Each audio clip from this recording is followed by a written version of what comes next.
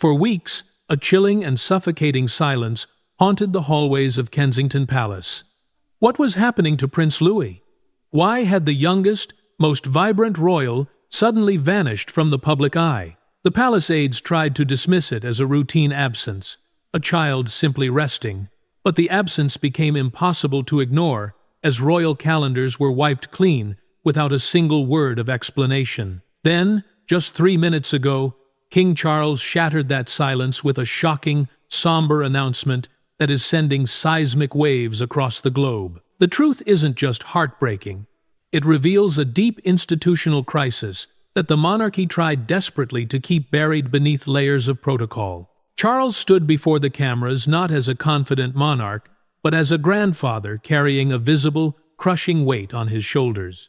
This was not a polished PR statement. It was a raw confession. "It's about everything we've failed to protect," he whispered, his voice cracking under the pressure of a secret that has finally pushed the system to its breaking point. But the most explosive part of this update isn't found in the medical reports. It's found in a sealed, forgotten drawer in a restricted wing of Balmoral. While desperately searching for answers regarding medical specialists, Princess Catherine stumbled upon a pale blue envelope. It was handwritten in the unmistakable, elegant script of Princess Diana. The letter, dated in 1995, carried a warning marked "not to be opened until necessary." As Catherine opened the seal, she was brought to tears by words that read like a haunting prophecy coming to life. Diana had seen a sickness within the crown, a burden of silence that she feared her future grandchildren would one day have to bear. This letter didn't just move Catherine, it terrified the king. When shown the script, Charles reportedly turned pale and sat in stunned silence for hours. He realized that Diana had seen what none of them could or would admit. The monarchy is no longer just fighting an illness. It is fighting the sins of its own past. The silence that once protected the crown has officially become its curse. While the public was fed a steady diet of vague updates and rehearsed reassurance, a far more desperate reality was unfolding within the private quarters of Kensington Palace. This wasn't just a period of rest for Prince Louis.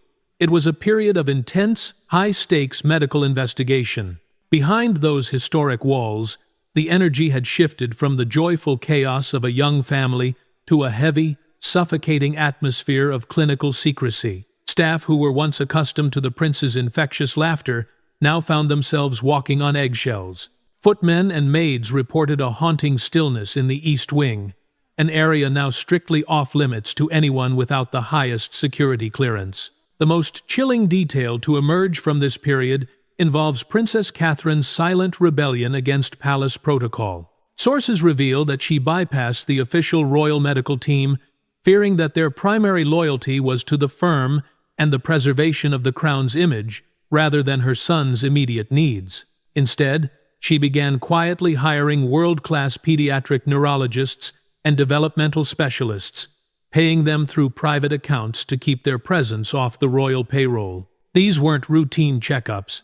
They were intense, hours-long evaluations conducted under the cover of night. Catherine was seen visibly worn, her eyes reflecting a maternal agony that no amount of royal poise could hide. She wasn't just a princess in waiting anymore.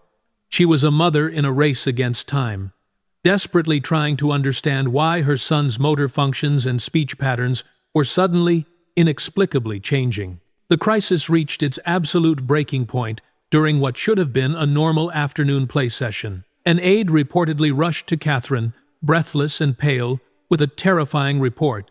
Louis had collapsed.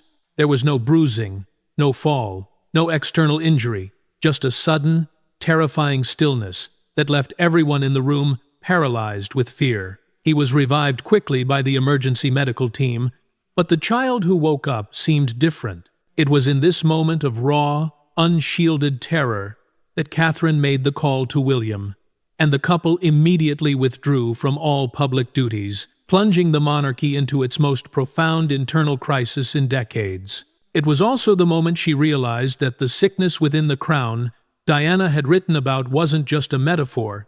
It was a physical, haunting reality that had finally come for her youngest son. As King Charles struggled to unite his family in the face of Prince Louis's escalating health crisis, a new and darker conflict began to brew within the palace walls.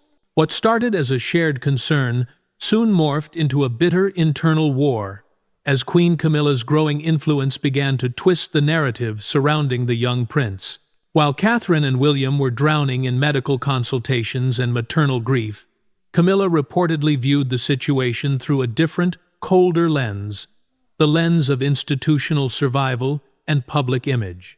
Behind the scenes, the atmosphere turned toxic. At a private luncheon with senior royal aides, Camilla allegedly dismissed the growing health concerns as media hysteria and overblown royal paranoia. Her leaked comments calling the situation just another royal flu sent shockwaves through the inner circle. To Catherine, this wasn't just insensitivity. It was a cold-blooded betrayal.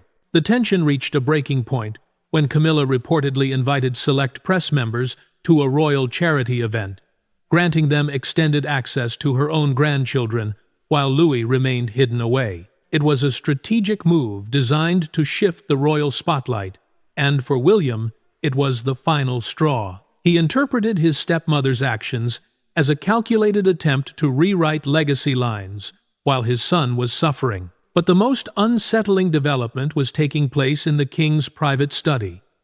Charles had become obsessed with Diana's blue envelope. He spent hours rereading the line, "There is a sickness within the crown that will return, and when it does, it must not be silenced again." The king became increasingly withdrawn, often skipping diplomatic briefings to sit in silence with the letter clutched in his trembling hands. He began to see Louis's diagnosis not as a random medical tragedy, but as the fulfillment of Diana's haunting prophecy. This obsession fueled a rare and explosive confrontation between the king and his heir. During a late-night strategy meeting, William finally snapped. He accused his father of letting ghost stories dictate the present, and slammed Camilla's cold indifference to their pain. "My son is not a pawn in a PR game," William reportedly shouted, his voice echoing through the marble corridors. Charles, caught between his loyalty to his wife and his love for his grandson, could offer no rebuttal. The royal privacy clause had been invoked, and the palace was officially on lockdown. But the internal foundation of the monarchy was cracking. The sins of the past were no longer just whispers in the halls. They were actively tearing the future king and the current monarch apart. While the palace struggled to contain the rising tide of concern behind stone walls, Prince Harry chose this exact moment of vulnerability to detonate what can only be described as a controlled explosion. From his home in California, Harry broke his silence. But he didn't just speak of family dysfunction, he named names. The timing was nothing short of cruel. As Catherine sat by her son's bedside, Harry's words began to circulate, claiming that Prince Louis had been doomed from the start, not by fate, but by the rigid, internal machinery of the monarchy itself. He spoke of a hereditary issue affecting specific branches of the bloodline, a risk that had been discussed quietly in the shadows and then shelved to protect the image of royal perfection. According to Harry, the crown chose continuity over caution and reputation over responsibility. Inside the palace, this was the ultimate betrayal. Catherine reportedly collapsed under the weight of it. She felt exposed and blindsided by a man she once considered a brother. But Harry's explosive claims were merely the catalyst for the final, devastating blow. After months of evasions, the team of specialists, hired in secret and bound by the highest confidentiality, finally delivered the official verdict. Prince Louis, the youngest face of the future monarchy, was diagnosed with a rare and progressive neurological disorder. This wasn't a sudden illness. It was a condition that carried profound implications for his future capacity and his suitability for public life. The real horror, however, wasn't just in the diagnosis, it was in the paper trail. Internal medical records, previously locked away under the royal seal, surfaced to reveal a chilling truth. Symptoms had been documented as early as Louis's infancy. There were physician memos from Sir Alistair Wyndham, the king's longtime private doctor, raising red flags about motor delays and speech patterns years ago. These warnings were ignored, softened, or buried to maintain the illusion of the perfect royal family. For Catherine, the realization was unbearable. It wasn't just a medical tragedy. It was an institutional failure. She was now a mother facing a reality she had been forced to carry alone, while the system designed to protect her son had instead chosen to protect its own secrets. The royal privacy clause was no longer a shield. It had become a cage, and the truth was finally starting to tear it apart. The pale blue envelope discovered in the restricted wing of Balmoral wasn't just a relic of the past. It was a psychological weapon aimed at the heart of the current monarchy. As Catherine sat in the dim light of the royal library, her hands trembling, she read words that felt like they were being whispered directly from the grave. Princess Diana had written this letter in 1995, during the height of her own isolation, but her foresight was terrifyingly accurate. She wrote of a shadow that lingers over the bloodline, a warning that the crown's obsession with its own survival would one day sacrifice the well-being of a child who bears my spirit and my silence. Diana's prophecy didn't stop there. She predicted that a sickness within the crown would return not just a physical ailment, but a moral and institutional one, where the system would choose to hide the truth rather than heal the person. For Catherine, reading these lines was like seeing the blueprint of the tragedy Louis was currently enduring. The red flags ignored by palace doctors, the silence enforced by the king's advisors, and the cold indifference she felt from the higher ranks of the firm, it was all there, written 30 years ago in Diana's unmistakable script. This wasn't just history repeating itself. It was a cycle of neglect that Catherine realized she was now trapped in. This revelation led to the moment the Princess of Wales finally broke. No longer willing to be the pillar of grace, while her son was being treated as a constitutional liability, Catherine delivered an ultimatum that shook the very foundations of the monarchy. In a private, heated encounter with King Charles and senior aides, she formally requested that Prince Louis be pulled from all future royal duties indefinitely. No more ceremonial appearances, no more staged smiles for the cameras, and no more titles to bear until his health was the only priority. The move was unprecedented. The palace aides were horrified, claiming it would damage the line of succession and weaken the crown's image.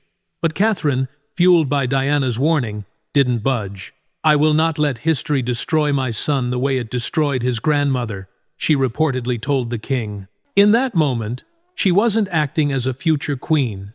She was acting as a mother who had had enough of the palace's royal privacy clause being used as a shroud for systemic failure. The firm was no longer in control of the narrative. A mother's love had officially declared war on the institution's pride. The halls of Buckingham Palace, usually a place of rigid protocol and hushed diplomacy, were suddenly filled with a chaotic, electric tension. Following Catherine's historic ultimatum, King Charles summoned what insiders are calling an emergency gathering of the highest members of the Privy Council and senior royal aides. The atmosphere was described as ashen and suffocating. For centuries, the monarchy had functioned on the principle that the crown comes first, and the individual second. But as Charles stood before his advisors, he looked less like a reigning sovereign, and more like a man haunted by the ghosts of his own past mistakes. According to those present, the king didn't start the meeting with a formal address. Instead, he pulled Diana's blue envelope from his pocket and laid it on the heavy oak table. He reportedly looked at his senior advisors, the men who had urged him to keep Louis's diagnosis hidden, and delivered a message that left the room in stunned silence. "My grandson deserves a childhood," he whispered, his voice cracking but resolute. "He deserves peace, not pressure. I will not allow history to repeat its cruelty." In that moment, Charles shattered the royal privacy clause, not with a legal decree, but with a rare display of human honesty. He officially backed Catherine's demand to pull Louis from all future constitutional obligations. However, the palace machinery did not go down without a fight. Senior aides, fearful of the dangerous precedent this would set, reportedly argued that showing such vulnerability would embolden critics of the monarchy. It was here that Princess Anne, known for her legendary stoicism and loyalty to the institution, made a move that no one expected. Stepping out from the shadows, she became Catherine's most powerful and unexpected ally. Anne, who has spent her life as the hardest-working royal, reportedly silenced the room with a single, cutting observation. "We protect the crown by protecting the family," she said. "If we cannot safeguard a child, What exactly are we defending? Anne's intervention was the turning point. She revealed that she, too, had once fought the firm on a private matter decades ago and had been shut down, a regret she clearly didn't want the next generation to carry. With Anne and Charles standing in a rare, unified front against the men in gray suits, the decision was finalized. Prince Louis was to be shielded. But as the meeting concluded, a new shadow emerged. The political shockwaves were already reaching Parliament, and the question of succession was no longer a theoretical debate, it was a national crisis. The monarchy wasn't just grieving, it was on the precipice of a radical, terrifying transformation. While the king had found his voice as a grandfather, the British Parliament was plunged into a constitutional storm unlike anything seen since the abdication crisis. The king's command to shield Prince Louis from all future duties wasn't just a family matter, it was a legal earthquake. Within hours of the palace announcement, select members of the Privy Council were summoned to a secret session. The question was no longer if Louis would be shielded, but how the law would handle a prince who might never be able to fulfill his ceremonial or constitutional role. Drafts of what insiders are calling the Louis succession clause were being worked on behind closed doors, radical alternate provisions that would effectively leapfrog his place in the line of succession to ensure the crown's stability. However, the political shockwaves were met with an even more powerful force, the voice of the people. Instead of the scandal and Republican backlash the palace aides feared, the public responded with a massive, global wave of solidarity. The hashtag number Love for Louis began trending worldwide as millions of parents and families shared their own stories of struggle and neurological challenges. The monarchy, so often criticized for being detached and cold, suddenly felt painfully, courageously human. But amidst this public grieving, a new and unsettling piece of the puzzle emerged from the deep shadows of the Queen Elizabeth restricted archives at Balmoral. While Catherine was organizing the medical files, she discovered a long-forgotten financial and medical contingency fund. It was a private safety net, established by the late Queen Elizabeth II decades ago, earmarked not for state emergencies, but for the safeguarding of heirs deemed vulnerable. The wording in the memo was cryptic, almost prophetic. It suggested that the late Queen had anticipated a scenario where a high-profile minor would need lifelong medical protection outside the public eye. The revelation hit like a dagger. It suggested that Queen Elizabeth might have suspected a hereditary risk long before King Charles or Catherine ever did. Did she see the sickness within the crown that Diana had written about? Was this fund her way of quietly protecting a child she knew would one day face this heartbreaking crisis? As the king was shown these documents, the realization settled over the palace. The secret Louis was carrying wasn't just a medical diagnosis, it was a legacy of silence that had been managed by the highest powers for generations. The monarchy wasn't just facing a health crisis, it was facing the ghosts of its own foresight. While the adults waged war in the marble halls of the Privy Council, the true emotional weight of this tragedy was being carried by those least equipped to bear it. The children. Princess Charlotte, forced by circumstance to grow up in a single afternoon, has emerged as the family's silent, stoic pillar of strength. At a recent royal engagement, she was seen wearing a small, gold pin engraved with the initials PL. To the casual observer, it was a subtle accessory.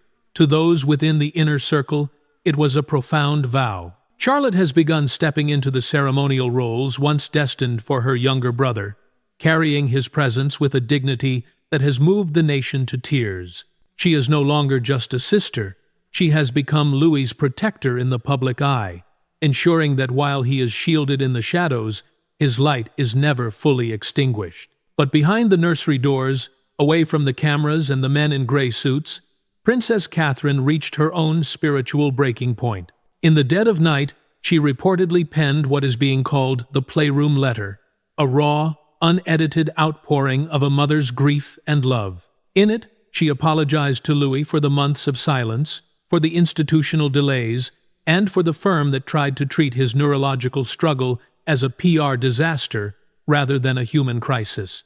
"You are not a symbol of the crown," she wrote, her tears staining the parchment. "You are my son, a soul beyond protocol." This letter, placed in a memory box by his bedside, has become the ultimate evidence of Catherine's total break from the cold, clinical traditions of the past. She has officially prioritized the mother over the princess, and in doing so, she has reset the moral compass of the entire monarchy. However, this newfound clarity led to one final, explosive confrontation that has permanently altered the palace hierarchy. Queen Camilla, reportedly incensed by King Charles's growing obsession with Diana's prophetic letter, cornered the king in his private Balmoral study. She accused him of weakness, claiming that shielding Louis was an invitation for the public to question the crown's resilience.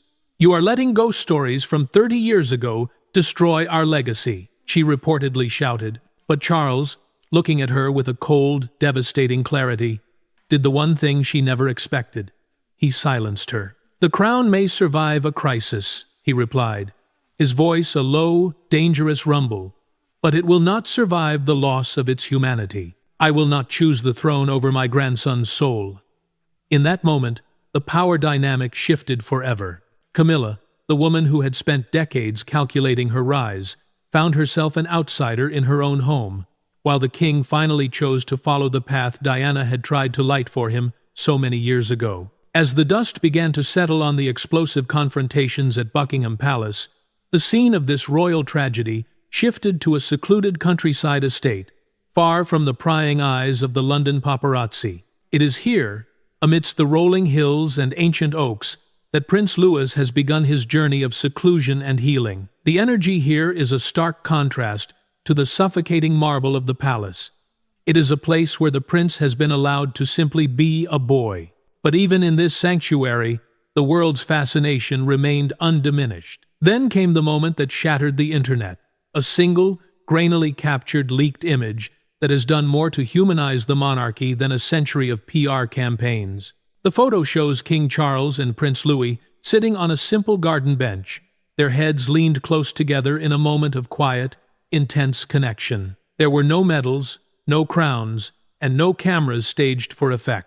Insiders say this was a moment of unspoken apology. The king, humbled by Diana's prophecy and his own initial silence, finally acknowledging the fragility of his youngest heir. The media called it a moment of healing, but for those who understand the weight of the blue envelope, it was something deeper. It was a king, finally choosing the soul of his family over the survival of the firm. This image didn't just go viral, it became a symbol of a monarchy that is finally learning to be relatable through its own vulnerability.